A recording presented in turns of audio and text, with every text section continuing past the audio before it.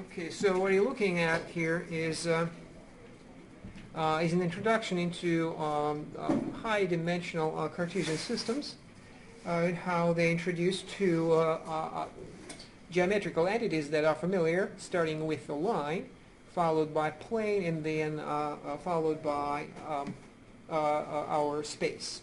Okay, so the idea is to create a correspondence between geometry and algebra, okay, by means of pre-measuring everything within those geometric objects. So on the line, we introduce the origin, we introduce the milestone, we introduce the direction on the line, and that provides us with the ability to associate a number with each location. Okay, so as you can see there, the origin is 0, and that origin is the beginning of that line. By our own will, we introduce the origin at that particular location. It could be any other. We also arbitrarily introduce the direction of that line, and we arbitrarily introduce a unit. Okay, so the units could be different. So it's milestones, so they could be kilometers. Okay, the direction could be opposite, and the origin could be, you can start at the Greenwich meridian or some other. So all of these are arbitrary, but each one of them will solve the problem equally well. So every location corresponds to a number. Every location is represented by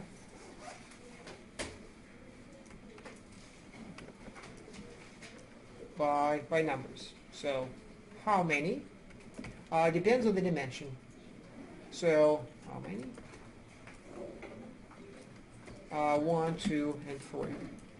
Okay, so on the line, it is literally the milestone that is next to that location will give you that it is a number on that milestone, or some kind of a tag, and that gives you the number representation of this location. So that way you don't have to worry about things such as distances, for example. You don't need to measure distances anymore. You can simply do some algebra. So that's what we're going to be next. But let's first make sure that we understand the step number 1, and that's just the representation. Okay, so every location corresponds to a number, and vice versa. So meaning that every number has a corresponding location on that line, as long as the Cartesian system has been chosen. Okay, so you give me 3, and then with the Cartesian system chosen, I know that number 3 will be here somewhere. Okay, so that's the 3. Starting with the location gives you a number. Starting with a number gives you a location. Okay, and then that needs to be understood in order to progress on to the two-dimensional situation. Two-dimensional meaning that there will be 2 numbers representing every location. So location, as you can see, you start with a clean piece of paper, and then you put a point. You introduce the Cartesian system over there on top of it. So 2x is located appropriately with respect to each other, so they certainly cannot be parallel. They intersect at the origin, and then that's our choice, and then the direction is chosen, and the units are chosen. Then once again, everything is pre-measured, or at least assumed to be pre-measured. And once again, we don't have to worry about as ancient Greeks, they did a lot of geometry. They had to deal without the algebra. So all the triangles that they had to build by hand. And now we don't have to worry about that, because every location is associated with 2 numbers. Okay, and those 2 numbers, you saw how they're built. You can see it over there. We'll look at the intersection of, well, let me maybe that picture at least once. So this is introduced. The units are also introduced to you, and then well, let me put it this way. So you have this is on a piece of paper, which might be originally was blank with nothing but point on it. Okay, so and then you sort of overlap your piece of paper with the Cartesian system, that these axes, and then you will be interested then in the location, finding the representation of this location relative to this Cartesian system. Okay, and it is like it is a map, literally, quite literally. We introduce into this wilderness on the left. We introduce a map, and then once again it's been mapped, and every location has a representation. So how that yellow dot that had nothing to do with anything else, just a dot, period. Now we can find its representations very easily. We go horizontally, vertically until we cross the x-axis. Okay, that gives me on the x-axis gives me the x-coordinate, right? So right here, what I have discovered here is that x-coordinate is 2. Okay, and then so vertical line crosses the x-axis inevitably, and then I plot the horizontal line through that point again find the intersection with the y-axis. Once again, there will be somewhere, and I have discovered that the y-coordinate is 3. Okay, so taken together, 3 and 2, so P, well, let's call this point P. So P is represented by pair, ordered pair, x's before y's, always. So it means that the coordinates are 2 and 3 are represented by pair 2, 3. Okay? And then that's once again, the correspondence goes both ways. Algebra, geometry, algebra. So here we started with geometry, location, and then we found its numerical representation. Now you can go backwards, and nothing but you start with. So this is the progress in that manner. Blank piece of paper, then the Cartesian system superimposed on it, and at the end the answer is nothing but 2 numbers. Okay, so if we go backwards, say I start with 31. I start with 3-1, nothing else.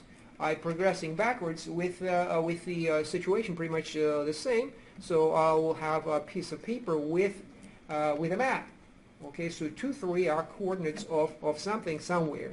Where well there is a map. There's a map, literally a map. Okay, and how do I find it? So forget about what we did before. It's really not everything goes in the opposite direction. So 3, 1. What is the meaning of 3? I plot a line. Plot, so 3 x coordinate is 3. So plot a vertical line, x equals 3. X equals 3 is this, I'm sorry, x equals 3, yes, this one. Nothing else. Okay? Then secondly, so what does it mean? It means that our point is located somewhere. I'm sorry, I have to ask, close the computer, please. Thank you.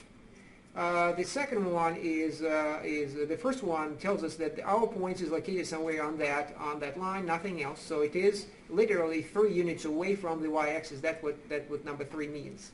Okay, and then we progress on to number 1. What is the meaning of 1? Y-coordinate is 1. Plot a horizontal line, and that horizontal line is y equal 1. Okay, so y equal 1. Once again, the interpretation is the same. Our point is located here somewhere on that line. These 2 lines intersect because they're not parallel, and they intersect by a single point. And then we place that point. So place it here. Place. Well, that invisible.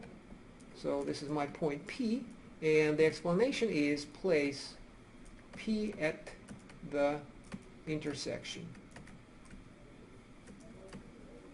Okay, then if it is really a possibility, then you can just leave one point. You can delete the the Cartesian system and see where that point is. And then that is indeed from two numbers on the right. I ended up with a single point on my plane P. Okay, so back and forth, 1 point, one pair of numbers, one point. Okay, so like I said, everything is pre-measured. So that is a familiar thing. That's the dimension 3. However, the idea is exactly the same. Just have to be careful about what to do about with those numbers. So the idea the same, meaning that you go from location to numbers and then back. Okay. So I don't want to plot it. I have here a little picture. So let me here it is. So that's the picture of how to find the coordinates of a point, which is initially hanging in the air and doing nothing. But then what we end up with is that we realize that we have pre-built or pre-measured. We pre-measured our space, and then we have a Cartesian system with respect to which we can do numbers. So that's what it is. P point is given, and then I find the x coordinate. How it is literally it's here in the orange. This is that's not the one. Okay, well. Hold on a second. Change to this one. Okay, so this is what we're talking about, this part. So we're talking about axes, and ultimately what we end up seeing is a box. And all of the they have what they have 6 faces, and how many edges? So 8, 4. Is it 12 edges? Yeah, 12 edges. 12 edges. So by no coincidence, it is 4 times 3. 4 times 3. So 12 edges. 4 for each of the axes. Okay. So these lines that I just plotted are parallel to the x-axis. So this is my x-axis, and I draw parallel lines to that x-axis, and I need only one, technically this one. This is, I'm looking at the distance that could be negative to the yz axis. Okay, so yz axis that faces us, and that is the distance. This is the x-coordinate. So all of these, but especially this one, that's the x-coordinate. Okay, and then similarly we do with y's, but this time, so everything will be parallel to the y-axis. So this is what we care about. These 4 sides of our box. So the box has one corner at the origin, the other at the point. Okay, so once again, this is probably the most important of these, and because it starts at our point P, and what we're looking at the distance, which could be negative, to the xz plane. So this is the xz plane. Yes, xz plane. Xz plane. And this is the y-coordinate. Y-coordinate is 4, x-coordinate is 2. Same with z. Now we're going vertically along the z-axis. This is how far do we have to go in order to reach the xy plane. So that's the z-coordinate. Okay, so, and that's pretty much it. We collect those 3 numbers, put them in a row, in one string of numbers. We're inside parentheses. Parentheses just to make sure that we know the order. So this is x, this is y, this is z, always in that order, and that gives us the that numerical representation. Okay, so every location will have only one numerical representation. Triple numbers, a triple of numbers will be produced from that location. So the beginning point is here, nothing but a point, and this is the end. 3 numbers. Okay. Now conversely, so always both ways, we want to make sure that there's only one way to do it. So we don't want ambiguity in representations, which is not entirely uncommon. If you think about it, an example would be what would be an example of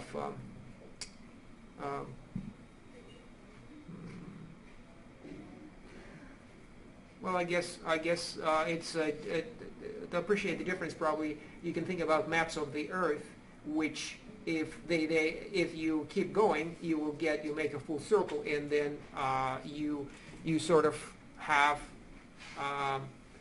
two ways to represent the same points, whether you go through going west or you going east. That's roughly what ambiguity that might be produced here. But let's take this one. Here it is. So going backwards, we're starting with three numbers, and then we need to find its location of that number within the space. And the answer is 3 planes.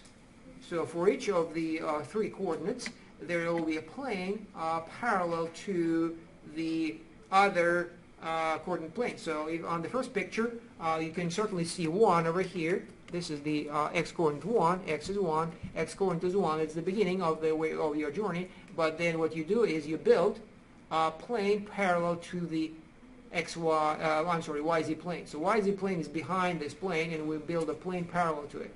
Okay, and then what we're saying is that our point P we're looking at will be located somewhere on that plane, which is very similar to what we just saw a minute ago. Remember when we had only 2 coordinates on the plane, and we built 2 lines for each of the coordinates, and we said, well, the point located here somewhere as well as here somewhere, which means that there's only 1 point for it to be located at. And here we have a similar thing, except we have 3 coordinates, and we have more room. And then if you only know 1 coordinate, if you know that x coordinate, nothing else, this is the best you can tell. The point is located somewhere on that plane. Okay, so all of these points on the word orange are half coordinate 1. So look at it; they all have distance 1 from the xz plane. All of these, like this. All of these are 1s. 1, 1, 1, 1, 1. Okay, so that's the first point, and then you do the same with the other 3 coordinates. Y equals 3 parallel, a plane parallel to the xz plane. So once again, this is xz plane. And once again, every point on the green plane will be 4 units away, 3 units away from the xz plane. So these are all 3s. Okay, and once again, that doesn't tell you a lot until you do all job is finished. Then the last one is z equals 3, so 3 units away from the xz plane. So it is the xz plane is lifted 3 units up. Okay, and that gives me all the points with coordinate of 3, z coordinate of 3. And then okay, so we have 3 restrictions on these that are available. The point has to lie on the orange plane, on the green plane, and on the blue plane at the same time. Okay, so well, what do? We build them together and just find the one single point of intersection. It's like looking for it's 2 vertical planes and 1 horizontal. Like you can think about 2 walls and the floor. Okay, so that's or two walls and the ceiling. Maybe this picture more like that. You can still see the green one. The green plane is here, and then this is the orange, and that is the blue one. And what we end up building is once again a box, and there's only one common point of those 3 planes, and that is our point. That's where the location is. So once again, the trip is from numbers to location, from geometry, from the opposite, from algebra to geometry. Okay. Okay, so that's how it works out. It allows us to do algebra in the 3-dimensional space just the same way we did in 2-dimensional space. So the representation is the beginning, so which means that we will be able to do the same things that we did in calculus 1 or in dimension 2, primarily representing geometric figures. So it could be, if in dimension 1, what did we have in dimension on the plane? What did we have in dimension on the plane? Not a lot, but some. We had graphs. Y equal f of x, so I don't know, y equal x squared, a parabola, x squared plus y squared is equal to 1 is a circle. All of these are on the plane, and the variety of things that is certainly staggering, and hyperbolas and ellipses, straight lines naturally, all of that, y equal 3x. Okay, so now that is the on the plane. What happens in space? There is more. There is more room, and it'd be extremely more room, frankly, for all kind of things. So we can still have all the curves. Remember that. So look at it. The three-dimensional space is made up of many planes. So not one plane. So we started with calculus one plane, and everything was happening on it. Now we have this. How many planes we have? So we have infinitely many planes going this way and that way and the other way too. Okay, so every plane like this might contain curves. Okay, if you want to. But most interesting things are curves that are not bound to a single plane. Okay, so as an example would be, say, a helix, an ascending spiral like this. It is going up, so it's just circling as far as the horizontal direction is circling, and then it is ascending. So you cannot confine that curve into any plane. Okay, so it will lift off any plane, and so that's one thing that is very important that we got what 3 dimensions give us, but also it gives us surfaces. So in space we'll have, like I said, the helix or something similar. That's not right. Maybe like this, something like this. Okay, so ascending. Okay, and so curves, more interesting, more complicated curves, also are surfaces. So they could be planes, they could be, it could be a sphere, all kinds of things like that. Everything you can imagine. Okay, so that's what the Cartesian system gives us, and all of these will be represented in an algebraic fashion. So it is so effective that it is in a way forgotten how Greeks thought about parabolas or circles. So circle, this is everybody thinks about circle this way. It's not a bad idea, but original idea of a circle is, what is a circle? What is a circle? Flat sphere. What? Flat sphere. Well, that's not what I meant, but that's certainly something to think about. Now, how do you define a circle? Circle radius 3, centered at 5. At this here, so you see, this is O, radius 3. How do I build a circle?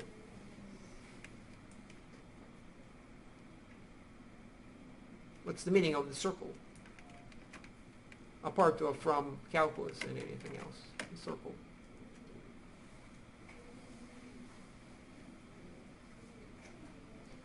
What's the meaning of the radius? Radius is 3. What does it mean? What? The diameter is 6. Okay. Yeah, but you explain one word with another word which needs definition as well. The distance from the middlemost point of the circle is going to be the same throughout. Right, so the distance from the origin to every point on the circle is 3. That's the definition of the circle. So, like this. This is how you draw a circle like this, right? Something like this. Okay, so you make sure that the distance is the same. Put your finger in the center, and that's the circle. So it has nothing to do with the Cartesian system. Okay. And then if it is forgotten, this is forgotten, then you might not appreciate the Cartesian system as much as you should, because that's what makes life easier, because we can represent everything algebraically in a very concise way, and then we can do it whatever we want with it. Okay. So same thing happens with the in space. So what is the sphere then? I mean, if you don't want to explain the circle with the sphere, but you might try to do vice versa. But the easier way to, what is the sphere? A 3D representation of a circular space. Well, it's not circular. It is circular, but think about the same idea is as with the circle. It is the points fixed distance away from the origin. So once, not the origin, the center. So if there is a center, all you have to do is just to measure the same distance, but this time in all infinitely many directions, but all of them are the same. So you cannot plot it. But the point is that the distance from the origin, not only like the circle, but also in this direction and those directions. Think about the Earth and you can see on the map a bunch of circles, but really the idea is that the distance from the surface to the center of the Earth, roughly speaking, is the same. So that's the definition of the circle. Once again, it's virtually identical definition to the definition of the circle, but it gives you a very different entity, geometrically more complex. From a curve, you move to surfaces. The equation, however, that's the Cartesian system. Once again, give us things very simple and direct equation that we can use. And once again, it's an algebraic representation of the whole thing.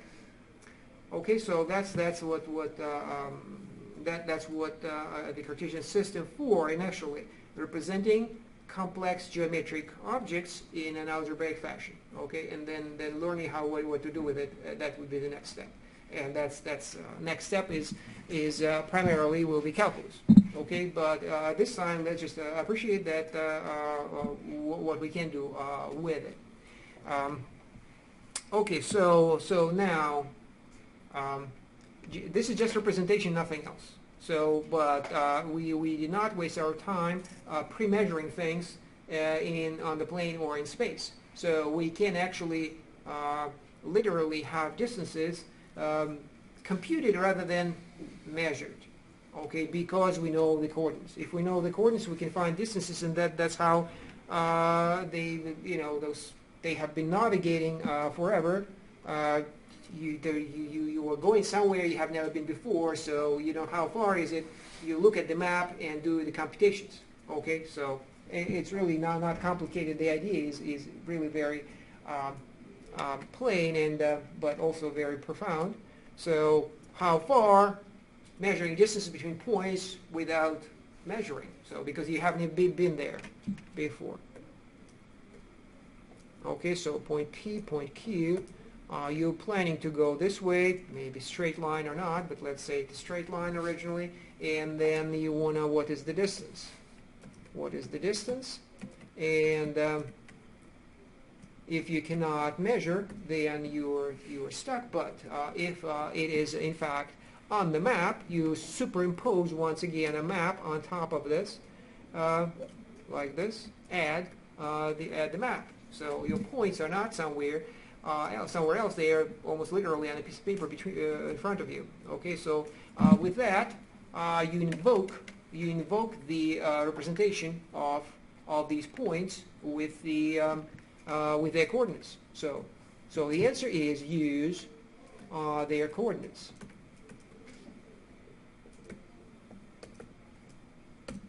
Okay, so a pair of numbers for each. So, well, let's see.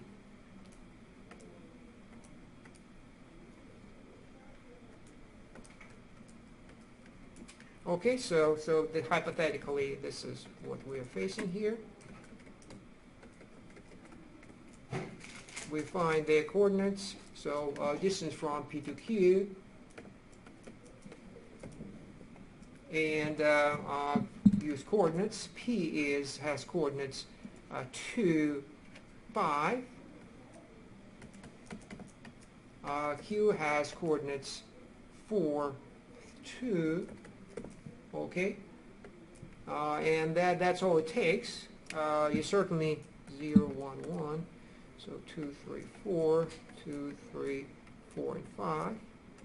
Okay, so okay, so what do we do next to find the distance?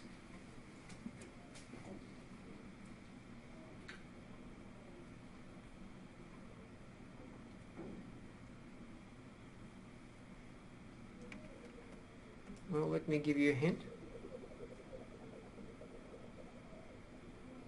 We have a triangle. What is so special about this triangle? That's a right triangle. It is a right triangle. Okay, so right triangle. And if it's a right triangle, what we gonna use here? Pythagorean theorem. The Pythagorean theorem. So by the Pythagorean theorem, we know the sides. We know the sides of this of the triangle. The two sides. This one is 2, and this one is 3. Okay, we know the two sides by the Pythagorean theorem. PQ will be squared is equal to 2 squared plus 3 squared. Okay, so PQ is equal to square root of 4 plus 9, or square root of 2 and 3, yes, square root of 13. Okay, so that's all it takes. That's all it takes. Once everything is pre-measured, that's all it takes to calculate. This is a calculation. There is no measurement anymore because all the measurements are known. I do want to also appreciate that this is a two-dimensional situation, but we are using some of the information that is purely one-dimensional, because how did we find 2? This is the distance 2. 2 is equal to 4 minus 2 absolute value. In the meantime, over here, the distance that we found 3 is 5 minus 2 absolute value. Okay, so as you can see, what is happening is we are studying distances one axis at a time at first.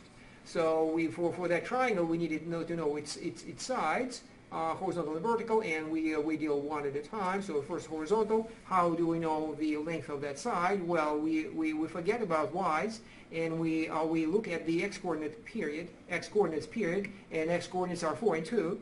X-coordinate of, these are the ones, 4 and 2.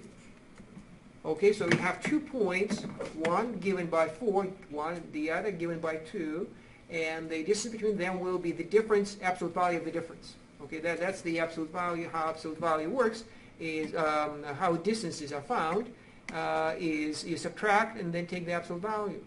So in other words, what the computation at the bottom as well as on the far left is the computing distances in the one-dimensional case. So even though the problem is really two-dimensional, let's not forget that every dimension has its own formula. And that's one that we just found for dimension 2. It actually comes from the dimension formula, or the distance formula rather, for axes, for one-dimensional lines. Like I said, it is nothing but difference of the two numbers, absolute value. Okay, I did it the same for x and y, and y absolute value because you don't know which one. I put an arrow over there. I go from p to q, but as you can see, well, yeah. So let me 4 minus 2. Okay, so the second coordinate is 4. The first one is 2. That's why I subtract 4 minus 2. Okay. However, here it is really not 5 minus 2 as much as it is 2 minus 5.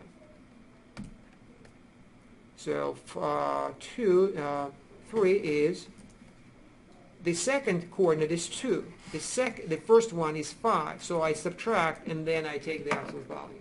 So subtracting only is not enough because we don't know which one is larger, which one is smaller, because there is no particular order that we can stick to.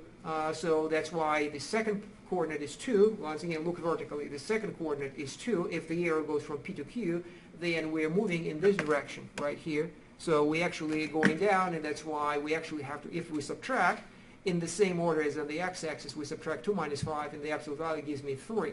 And at the bottom, we did not need the absolute value. Okay, so this produces the distance formula, as you may have seen before. It certainly is something that we need. So the distance formula.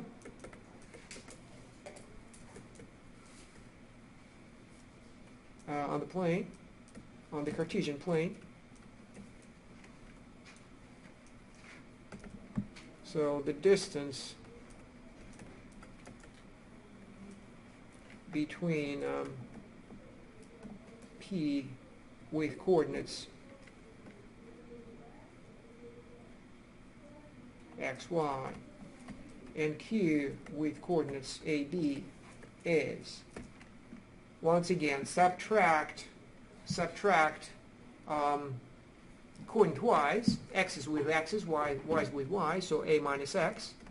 Okay, so that's the difference in x coordinates. Then you have b minus y, the difference in the second coordinate. Okay, and then these two numbers appear in, as you can see, in the Pythagorean theorem.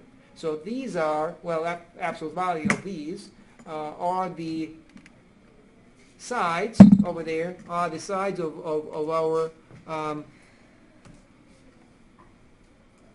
triangle. Okay, the two perpendicular sides of our triangle, and we're looking for the hypotenuse. Okay, so we're still looking for the hypotenuse, and these are the two sides. So what do? I square them, add them, and then take a square root.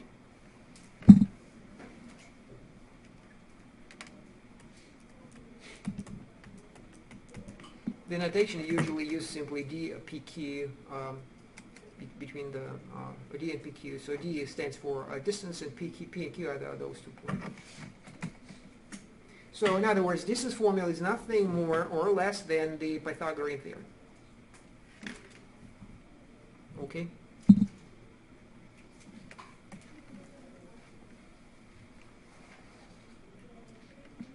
Okay, so you can measure distances very effectively and not measure, rather find, calculate distances very effectively without actually engaging in any literal measurements. So I want to then let's take a quick look at the three-dimensional situation, which is very similar, but certainly more challenging. So as well, let's just take a look at the. I have a picture here somewhere. Oh, here it is. Okay, so same story. 2 points P and Q. I want to find the distance between them. So instead of having a rectangle, well, I didn't make that point clear, but maybe I should. Over here in the two-dimensional case, what we're looking at, we interpreted this situation as a triangle, but really another way to look at it, maybe more revealing, is that it is a rectangle. It is a rectangle, and we're looking for its diagonal. Okay, so that's typically how we look at it. The two sides are parallel to the axes, and then we want to find the distance, the length of the diagonal. Okay, in dimension 3, rectangles turns into a box. You have 3 dimensions, and you have 3 axes, and this box has 3 sides, or all the sides are parallel to those axes. And then green line, as you can see, is the one that we care about. We find the distance. As you can see, what the idea here, the number 1 step here is written on the far right. It is what is made of. What is made of? If P and Q have coordinates, P is equal to x, y, z, and Q is x prime, y prime, z prime. Okay, then what are the lengths of what are the dimensions of our box? And the dimension of our box are these. So starting with this one, the x is facing us, so let's start with that one. So we just subtract. We subtract the coordinates, x coordinates from minus x coordinate, and take the absolute value. That gives me the measurement, the dimension of that box, the x dimension of the box. So once again, we already aiming for using nothing but the coordinates. So we want to find this length. This is what we are after. So this is, say, d. That's what we're after. But we are looking at nothing but the coordinates of these 2 points. So we have 6 numbers. We have to combine them into one number, just the way we did it here. We had 4 numbers on the plane. 4 numbers, 2 points. each has two coordinates, four numbers we combined together into one, as you can see here, and ended up with a single number. So now the challenge is to have three points, still 2 points, but three coordinates each, six numbers. So those x, y, z, x prime, y prime, z prime are those coordinates. Okay, so and once again we just do it one dimension at a time. So let me maybe indicate what is this about. Well, the x's are here somewhere, maybe far away from P and Q, but the sides of that box are still parallel. Okay, and that's fine. So then how do I measure each of the dimensions? I literally have to forget about all the other coordinates and concentrate on the line, on these lines parallel to the x-axis only. Fortunately, all of these sides have the same length, right? So and they will be also visible in the x-axis. So maybe let me try to, if I may, something. So if those are my x's and my box is here, so I will I'll do it this way. Okay, so that's what I'm talking about. So then p's, so this coordinate is x and this is x prime. So the box is built on top of this, but really we don't care about the whole box. We only care about these. These are the only that matter. And as you can see, if we proceed with this all the way to the x-axis, you see that the distance is that segment is between x and x prime, and then this distance is x minus x prime absolute value. Okay, and then you keep repeating that in the same manner with the rest of the coordinates. So, for example, if I want to do the y-axis, I do this. Okay, and then this is my y-axis, and then once again, I don't care about anything else. I only care about these. And this is y. Which one is larger? Y, and this is y prime. Okay, so then this is y prime minus y absolute value. Okay, and then same with the z-axis. So as I said, then the conclusion is okay, what is the distance from P with coordinates x, y, z and to Q, x prime, y prime, z prime? And the answer is, so form a box with P and Q at the opposite corners.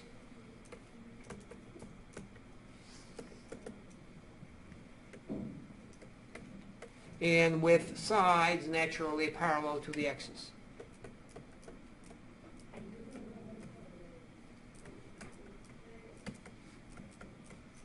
Okay, and then the dimensions are dimensions of the box are x minus x prime absolute value, y minus y prime absolute value, z minus z prime absolute value. Okay. And so if you think about it, okay, so this is what the picture on the right indicates where all these three numbers are located. So x, y, and z. So this one is z, this is y. So the three dimensions of my box. And then at this point we just think by analogy, I suppose, by analogy to discover what the formula should be, considering that we are just climbing dimension from 2 to 3. You can see what the formula for dimension 2 was. This is two-dimensional, and the formula was this. Okay, so in other words, we could actually use this formula in order to where's the picture? we could find, let me show what we could find. Like I said before, there is always, our three-dimensional space is made of planes. So how about I concentrate on that plane at the, which plane do I like? How about that plane that you can see? How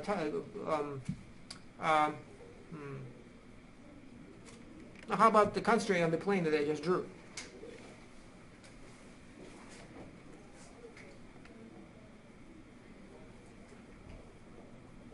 What is this distance?